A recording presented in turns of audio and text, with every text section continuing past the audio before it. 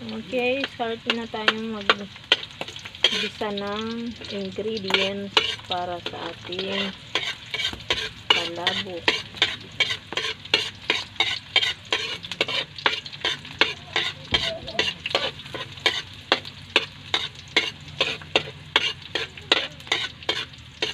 Gisa natin ingredients na. Yung hipon at saka yung tahong na pinagtag ko para siya ay maglasa. Pinaglagaan natin ng hipon, isasabaw natin yan kasi malasa yan, hindi yung marumi. Yan ang ating isabaw sa kanya.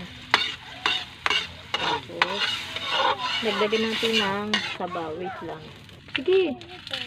Yan, lagyan natin ng isang magic syrup. Ang pasarap yung atsuete pampakulay. Aswete.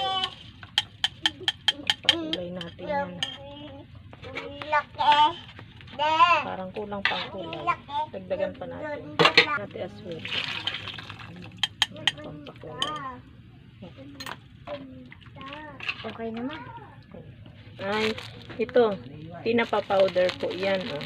Ito ang ating gagawing pampaalat sa kanya.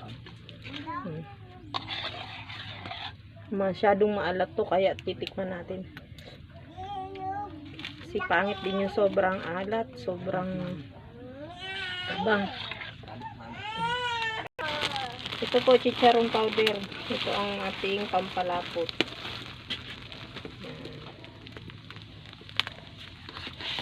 Hindi po cornstarch ha. Yan, chicharon powder ang ating ginagawang pampalapot. Bawal ang cornstarch. Pangit yun. Powder to.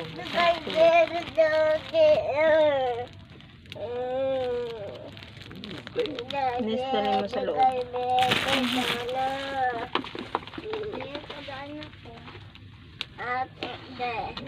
Antayin natin siyang kumulo ng kumulo hanggang sa maluto. Ayan, at medyo malapot na ating ilalagay na ang pasta. Ito pong pastang ginamit ko ay spaghetti pasta. Kasi wala kaming palabok pasta. Kaya ang tawag dito pag naluto is pabok. O, diba? O, antayin natin medyo maluto pa kasi medyo matigas pa yung pasta. Pagkakalaga ko, pakukuluan pa natin ng konti. Kaiga-igahin natin yung pasta. Okay. At ayan na po, luto na ang ating ispabok. Ayan.